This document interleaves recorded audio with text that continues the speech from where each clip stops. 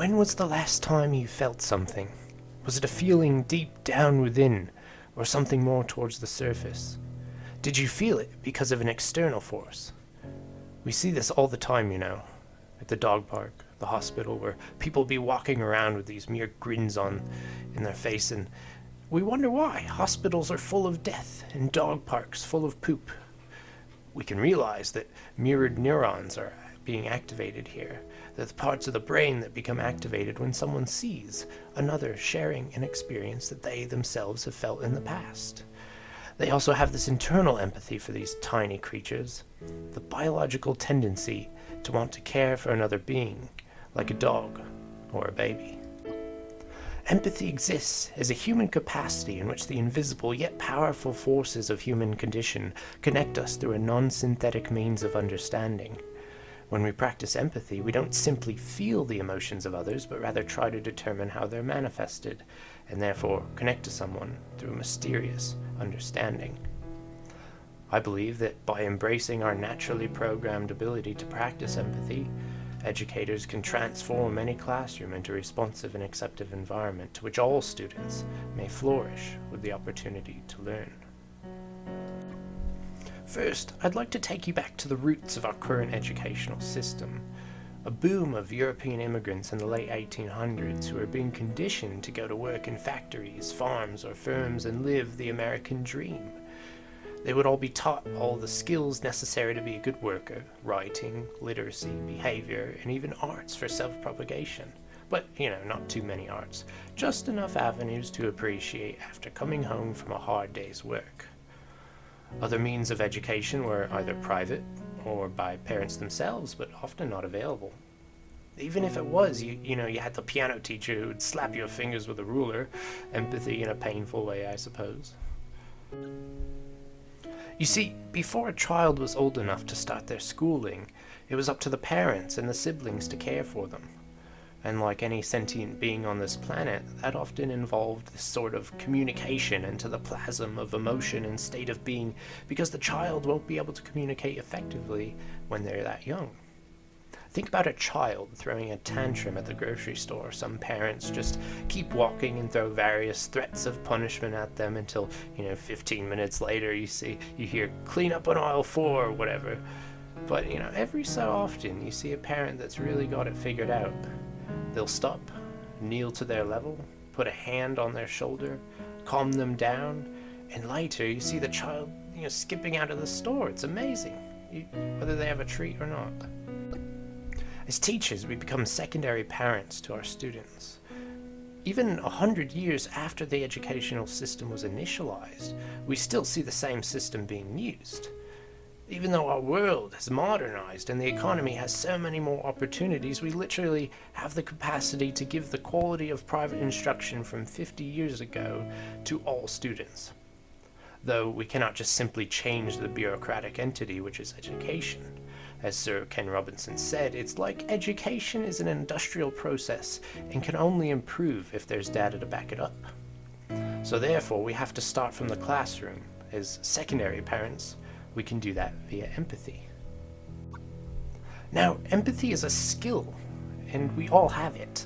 Parents attempt to strengthen it in their children by giving them cute little hamsters or puppies or kittens or, the occasional chicken. But many of us have forgotten empathy or shoved it away to an unconscious response like digestion. It's said that when you grow up, your heart dies. Now, I would like to go through some political avenues in which we can cultivate empathy within ourselves and in schools to improve the academic and honestly quality of life for all students, no matter where they come from or who they are. The first set of methods is purely curricular. What can educators do directly via empathy to achieve our above goal? Well, since the teacher is expected to be in complete control of their classroom environment, it should start at the door. Greet your students every day and make them feel recognized. Many students don't get recognized, and we wonder why they don't participate in class. An inclusive classroom then must also change how we look at behaviors. The current perspective is good and bad behavior, but what if we change that into strengths and weaknesses? A tattletale might be just looking out for others, A disruptive student might be a great leader. A quiet student might be contemplative. Though it's no good to simply assume these things, there exists a process in which the teacher builds an emotional relationship with the student. They begin to make a web of connections, and that student is then understood. We can also place emotions into 3 categories: response from past trauma, good or bad, current environmental stress or factors, or a catalyst from the inability to communicate. From here, we then look at how we teach history or any other topics, and begin to include all of the different perspectives and affected parties. This holds great relation to Gardner's theory of multiple intelligences, because we can cover anything from the existential perspective down to the naturalistic perspective.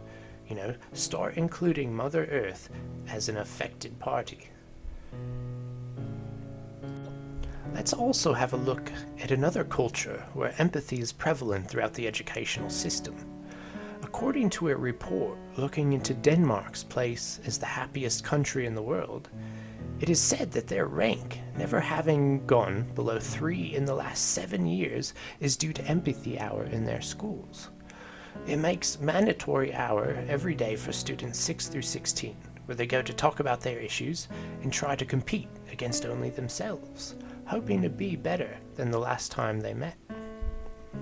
Sir Ken Robinson also said, Finland comes out on top with math, science, reading. They don't obsess about them. There is no standardized testing in Finland. Here in the US, we of course have a lot more challenges, a large one being socioeconomic diversity. Dr. Sarah Conrath stated that it was clear from their studies, level of empathy in teens was generally less in the lower income socioeconomic areas. I would also be curious as to the numbers of when levels of empathy and strong teacher relationships begin to drop off. At what grade? I think I would make a prediction around the time that standardized testing is introduced into the classroom. So then, what about extracurricular methods of practicing empathy? Well, my mother used to say a long time ago, whenever there would be any really catastrophe that was in the movies or on the air, she would say, always look for the helpers.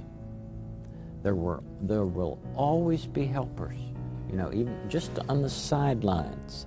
That's why I think that if news programs could make a conscious effort of showing rescue teams, of showing medical people, anybody who is coming into a place where there's a tragedy, to be sure that they include that. Because if you look for the helpers, you'll know that there's hope. The mass media would like you to entirely trust all of their opinions and only view them from the perspectives they give you. Generally fear, generally only 2 sides. If students and the people in our society are to ever transform, we cannot go on with such a binary way of ingesting current events. Not only must we realize that there are more than 2 sides to every story, but we must be able to feel and try to understand all of those involved.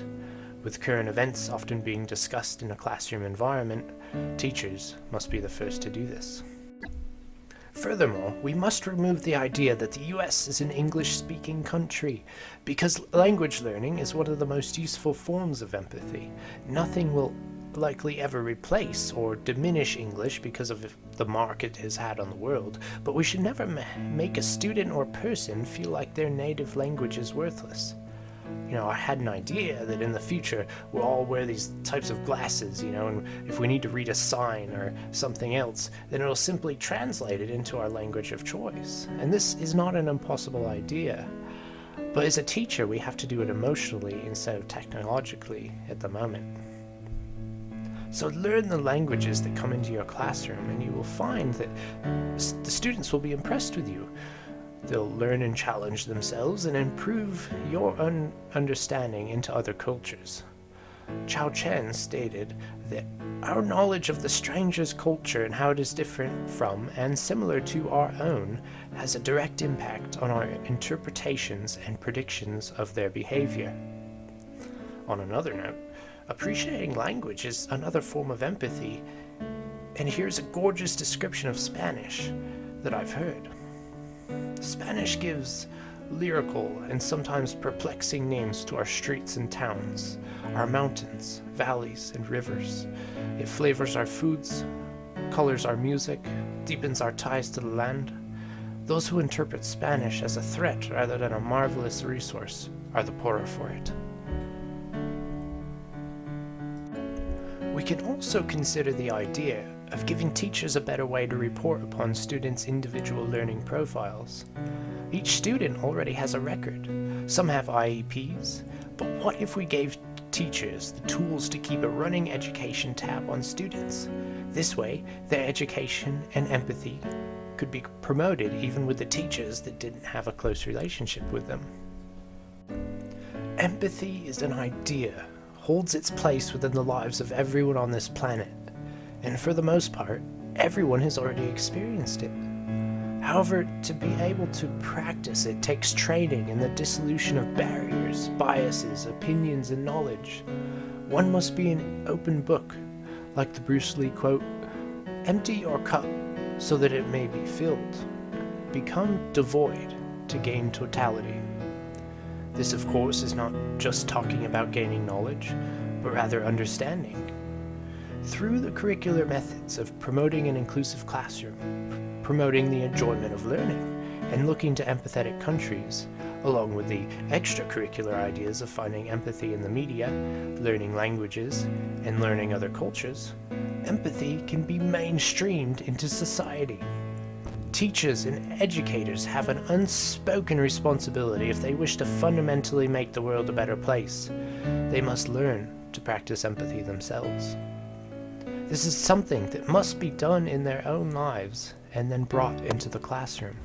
It can even be said that most people are aware of the power that empathy can bring. But the time is now to accept the fact that if we want to grow as people and improve our own beings to the greatest potential, we must learn to practice it and strive towards developing immense compassion for one another. Compassion is the existence in which empathy can be practiced without the drain upon one's own soul. It is the acceptance of all beings and all events. This leads to inner peace, possibly enlightenment, and even more possibly, a better world for all to come.